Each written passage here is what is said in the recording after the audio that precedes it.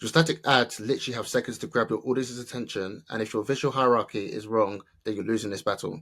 I've been a designer for 10 plus years, and visual hierarchy is the foundation of every design I make for the ecom brands that I work with. And in this video, I'm going to be breaking down the visual hierarchy principles that help you to create scroll stopping ads that help to increase your click-through rates and ultimately improve your conversions. So yeah, let's dive in.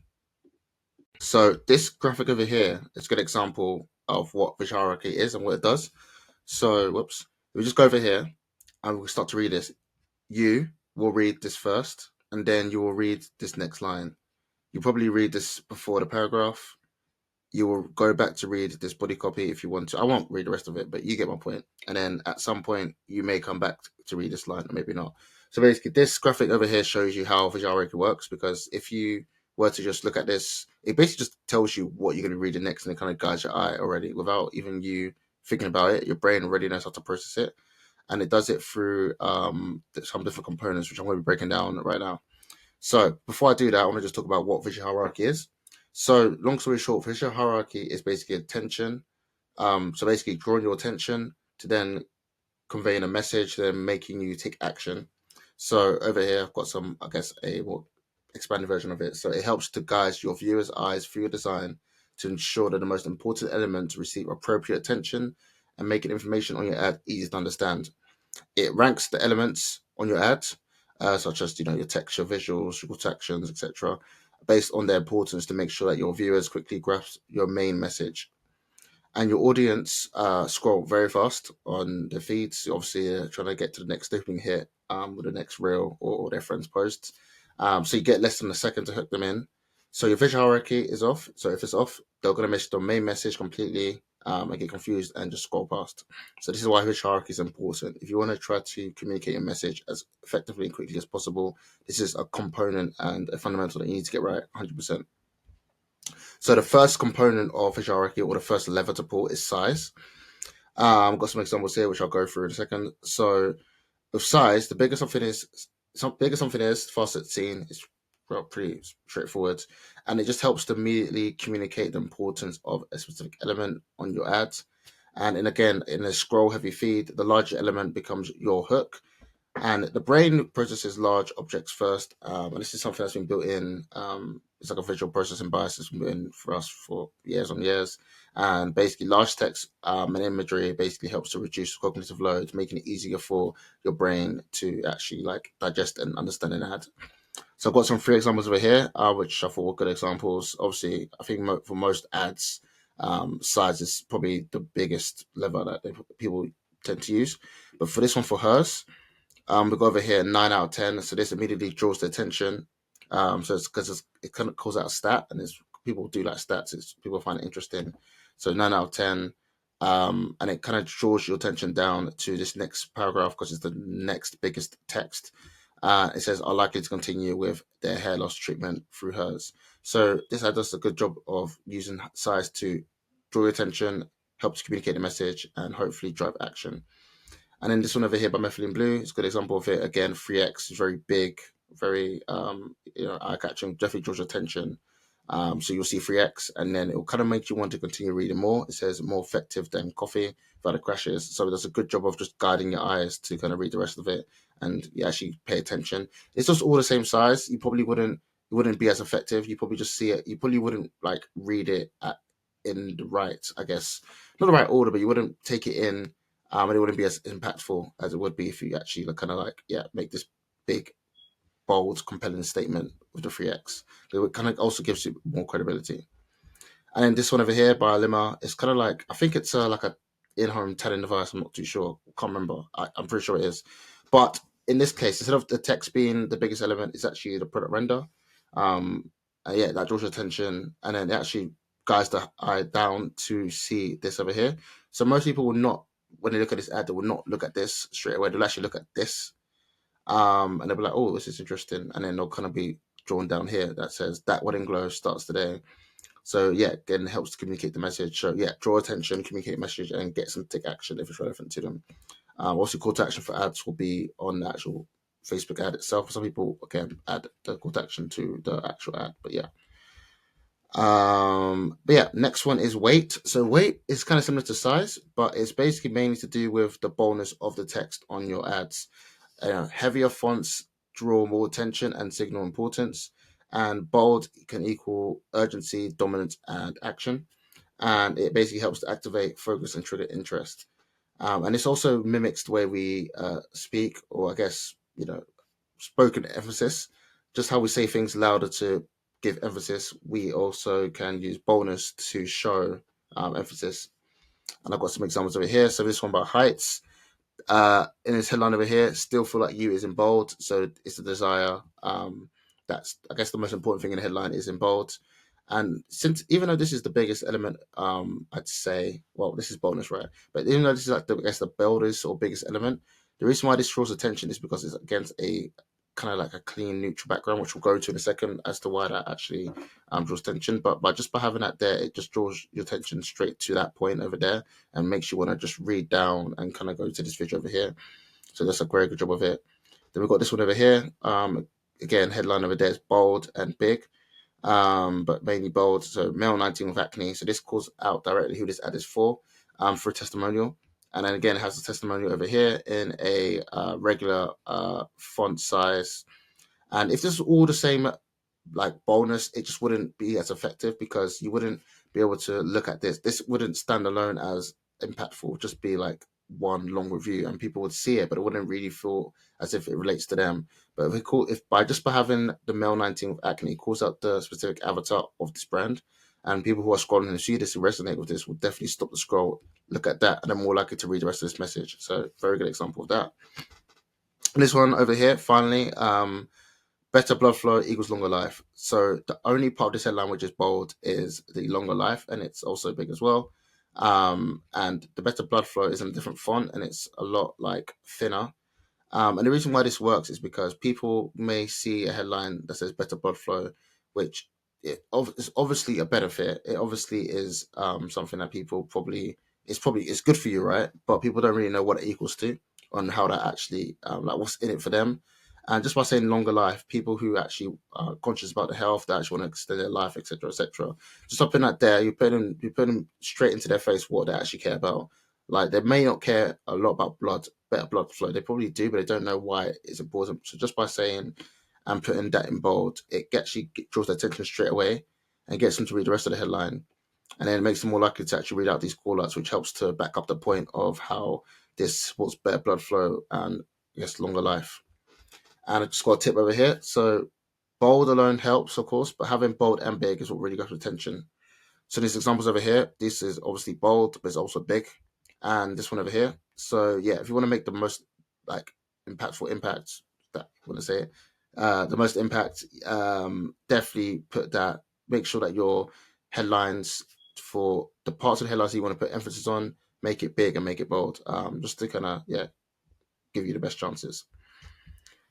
Now we have color and contrast. So with this, it helps to basically separate elements, creates focus, and guides the eye. Kind of like the other elements that we spoke about with size and boldness. And high contrast helps you help most important information stand out instantly. Again, your ad needs to be scannable in under 1 second, and contrast is what makes it possible. It's a very powerful way to do so. And your brain is just drawn mainly to high visual contrast and opposites, right? Like dark versus light, bright versus muted. And contrast helps to create visual anchors, and the eyes mainly jump to the boldest separation point in the ad. So if I just go through these examples right now for inner subs, this one over here, the contrast is with the light text on dark background and dark text on light background.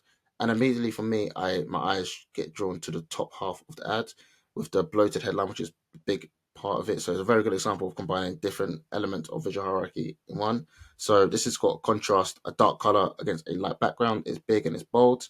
So I'm more likely to read this. And it draws my attention. For example, bloated calls out a pain I'm probably going through if it relates to me. So I'm more likely to stop and look at this ad. So it says bloated. Then I have what you see, and then kind of like basically kind of is this is like kind of like a tip of the iceberg, right? It talks about I guess the symptoms like uncomfortable bloating, regular digestion, curvy waist, etc., etc. And then it also goes down with the other contrast, what you can't see, which has the smaller text, but again, it's a contrast against, it's a light color contrasted against a dark background. And then you're going to read this part next. So just again, it's a very good way to kind of separate parts of an ad rather than putting it as one. So this was all, I guess, one color, and yeah, it just would all blend in, and your brain would just not know what to focus on. But this is a very good example of a nice visually appealing design that uses contrast and also uses size as well and boldness to actually just break out the design and kind of like separate things out and get your attention. It's a very good example here. They have this one over here by Euphology. Really like this one. I like the colors that's been used.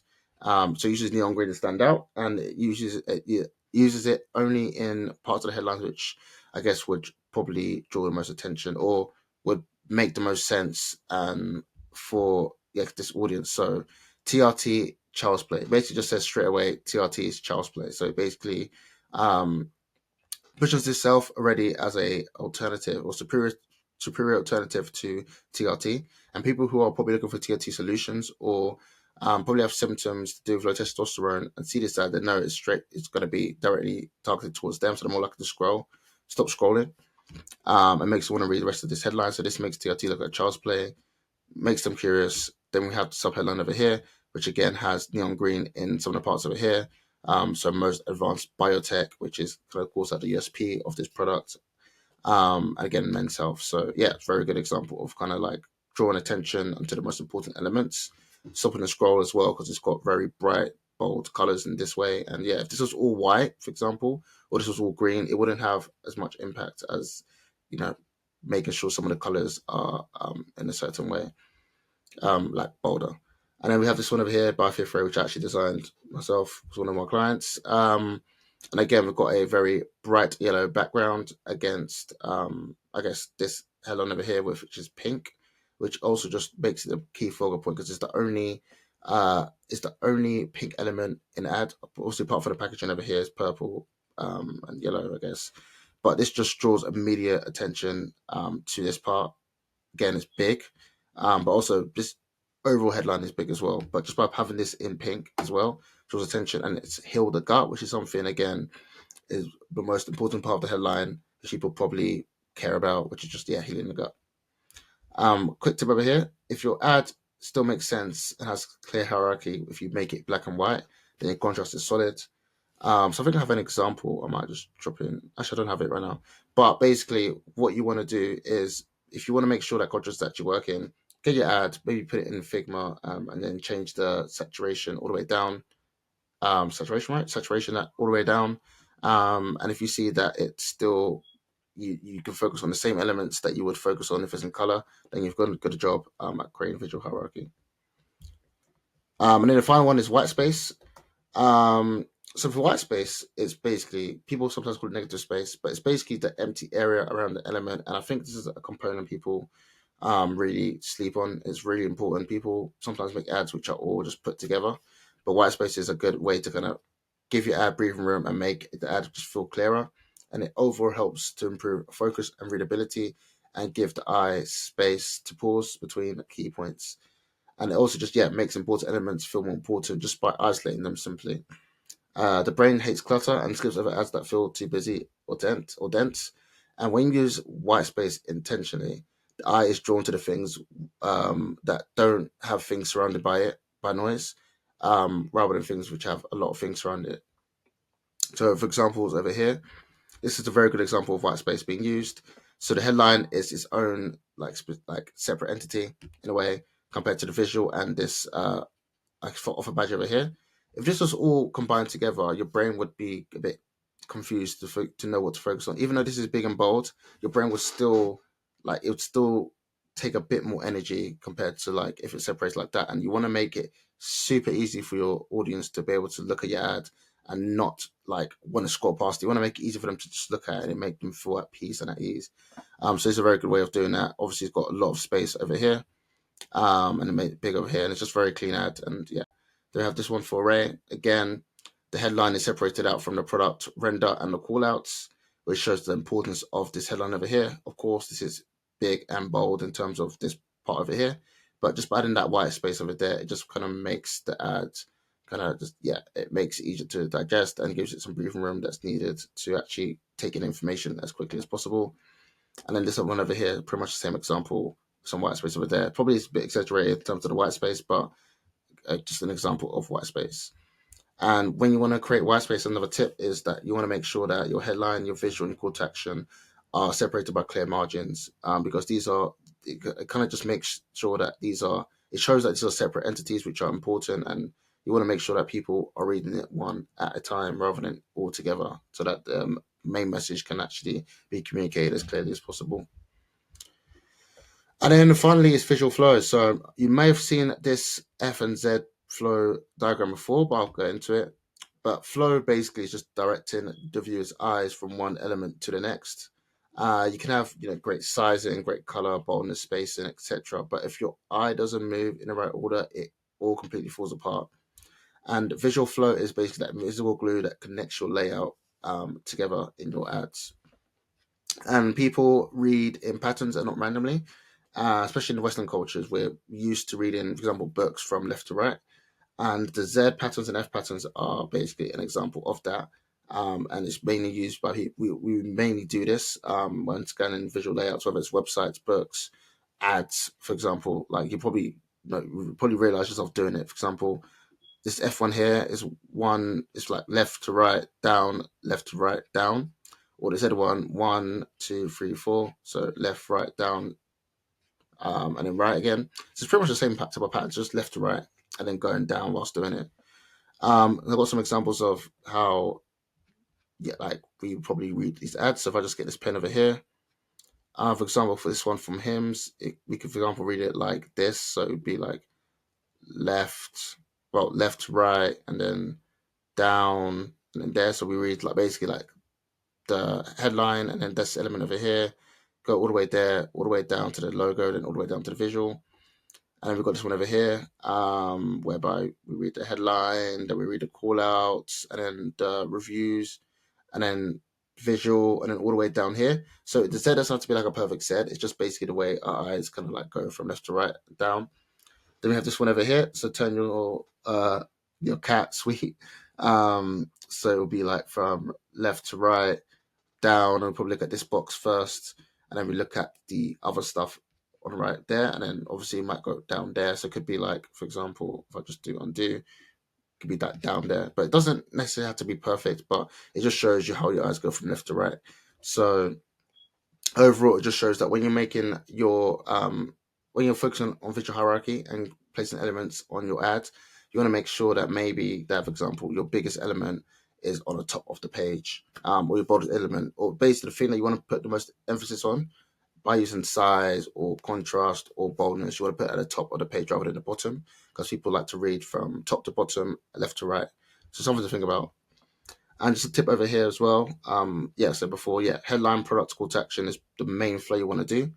For example, this is if you do headline, visual. Let's say this was a call to action. That's a good example of what you want to do. You just want to make sure it flows like perfectly. But also, you can also use lines and arrows or directional shapes to subtly lead the eye, or even a person's gaze, for example. So this is an example of what I guess I mean over here. So obviously we've got a headline over here, which draws your attention, which is great. It's big, bold, etc. But then this uses arrows to basically force you to read the call outs. For example, um, low acidity, less caffeine, balanced digestion, no brain fog, etc. So barrows are just a good way for you to guide your audience's attention to certain elements on your page. Hope you guys found that helpful. And if you're an e-commerce brand who's looking to scale their ad campaigns with static ads and you're looking for a creative partner who can help you with creative strategy, copywriting, and static ads designs, then feel free to book a call with me below and we can see if there's a fit. But yeah, peace.